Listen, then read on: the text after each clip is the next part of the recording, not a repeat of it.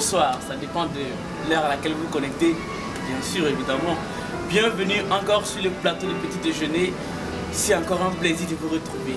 Aujourd'hui, je suis là pour encore un nouveau numéro.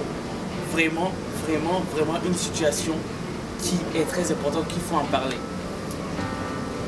Le thème c'est: comment veux-tu influencer ce monde sans les trois puissances qui gouvernent ce monde? Je répète, comment veux-tu influencer ce monde sans les trois puissances qui gouvernent ce monde? Écoutez, c'est très facile de dire que voilà, je veux être influent, je veux diriger, je veux être ça. Or, pour être un homme influent, il y a des fondements sans lesquels tu ne pourras jamais être un homme influent.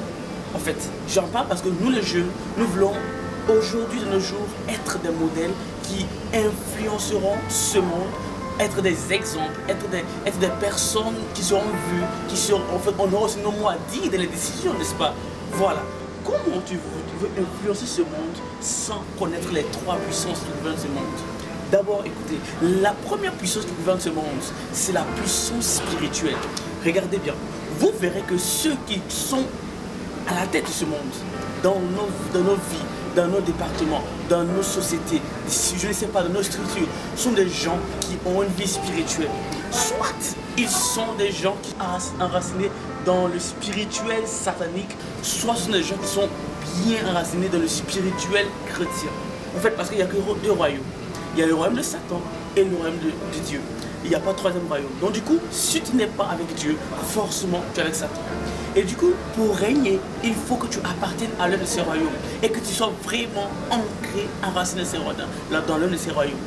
C'est pour cela que les gens disent aujourd'hui on attribue la richesse à ceux qui sont peut-être des francs-maçons. C'est normal, parce qu'ils sont enracinés. Un franc-maçon ne joue pas avec sa religion, il ne joue pas avec ce qu'il fait. C'est parfois c'est nous les chrétiens les problèmes, c'est nous on blague avec ce qu'on fait. Si tu veux d'abord avoir de l'influence, commence d'abord à avoir la possession sur le plan spirituel. Commence à prendre ta vie spirituelle au sérieux. Commence à prendre en griffe ton affaire de Dieu au sérieux. Et les gens qui disent moi mon affaire de Dieu c'est pas beaucoup. Tu ne peux jamais régner, influencer ce monde si ton affaire de Dieu en griffe n'est pas sérieux. C'est pas possible. Parce que ce monde est dirigé par deux puissances, Dieu et Satan. Et soit tu es pour Satan, soit tu es pour Dieu. Alors, la première chose à connaître, à comprendre, c'est que vous devez d'abord avoir une bonne vie spirituelle. Maintenant, la deuxième chose très essentielle pour diriger ce monde, tenez-vous bien, c'est la puissance financière. Sans l'argent, vous n'êtes rien. Remarquez dans la vie courante déjà. Vous allez remarquer que ceux qui ont l'argent dans les réunions de famille ont toujours un mot à dire. Toi qui n'as pas l'argent dans les réunions de famille, qu'est-ce que tu fais? Tu te tais, tu ne peux rien dire. Tu n'as aucune décision à donner parce que tu n'as rien, c'est normal. Or, les gens qui ont les moyens, les tontons, les oncles qui ont l'argent, quand ils viennent à la maison, ils s'expriment, ils donnent leur avis, ils donnent leurs idées, ils parlent. Mais toi, tu n'as pas, tu ne peux pas parler, c'est normal. La puissance financière, ceux qui sont au-dessus de nos nations, ils prennent des décisions parfois qui ne sont même pas bien pour toi, mais tu ne peux pas te plaindre parce qu'ils ont l'argent, ils ont le pouvoir, c'est normal. C'est normal. Comment veux-tu influencer si tu n'as pas la puissance financière? Comment veux-tu influencer si tu n'as pas la puissance financière? C'est pour cela que je voulais encourager un jeune à travailler. Arrange-toi à ne pas escroquer, à narguer quelqu'un, mais garde l'argent de ta propre sueur si tu veux avoir le contrôle dans ce monde. Si tu veux vraiment avoir, je sais quoi dire, si tu veux vraiment avoir une vie qui ne sera pas dépendant des gens et des autres, c'est très important. Et pensez-y vraiment, surtout le côté financier, c'est un plan tellement... C'est trop pratique, vous le voyez partout, même dans vos relations avec vos amis. Quand tu n'as pas l'argent, tu n'es pas considéré. Tu n'es pas beaucoup considéré. La troisième et la dernière. C'est que, en fait, la dernière nous fait mal parce que c'est vraiment un point que les gens ne sont pas vrais. En fait, on n'est pas trop conscient de ça maintenant de nos jours. On prend ça vraiment comme un jeu. C'est la connaissance intellectuelle. J'ai dit génération WhatsApp, Facebook, Instagram, c'est nous. On ne lit même plus un livre. Quelqu'un m'a dit un jour que les juifs étaient les plus intelligents au monde. Ça, je ne sais pas. C'est ce qu'il a dit. Mais je pense que c'est aussi vrai. Et je lui ai demandé pourquoi ils sont les plus intelligents. Il m'a dit c'est parce que les juifs lisent et ils lisent encore. Et j'ai remarqué que c'était vrai. Les juifs lisent beaucoup, ils apprennent beaucoup. Mais dis-moi la vérité entre toi et moi. Depuis que tu as laissé t'acheter la terminale, combien de romans as-tu lu? Même d'abord ton livre saint, ta Bible, combien de fois tu l'as ouvert dans la semaine ou peut-être le mois passé? On ne lit plus, on n'apprend plus. On ne connaît rien, nous ne sommes pas informés, nous ne sommes informés que des chroniques, ce qui se passe sur internet. Oh, une personne est tombée dans un puits, l'autre est tombée dans un arbre. C'est les choses comme ça qu'on est informé, on ne connaît rien. Dans notre tête là, il n'y a plus rien.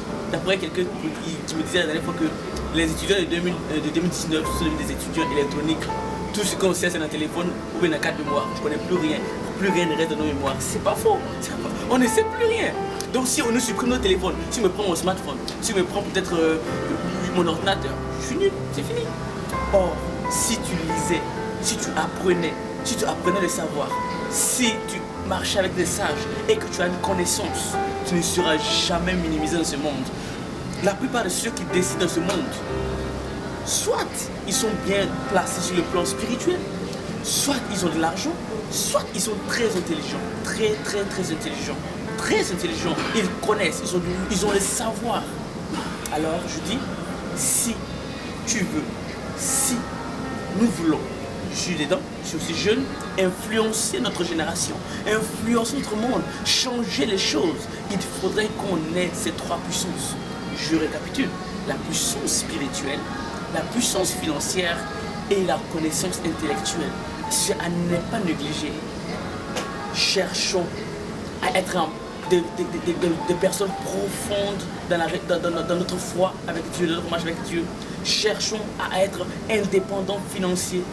Un auteur disait que travail, l'indépendance doit être, je paraphrase bien sûr, l'indépendance doit être notre devise, notre génération. C'est-à-dire, nous, on ne doit dépendre de personne, ça doit être notre devise. L'esclavage spirituel, quand tu es esclavage du genre sur le plan financier avec quelqu'un, tu auras toujours des soucis, tu auras toujours des problèmes, tu ne seras jamais épanoui et tu n'auras jamais ton mot à dire. Et si tu ne connais rien, d'ailleurs on ne te rejoint pas les vauriens.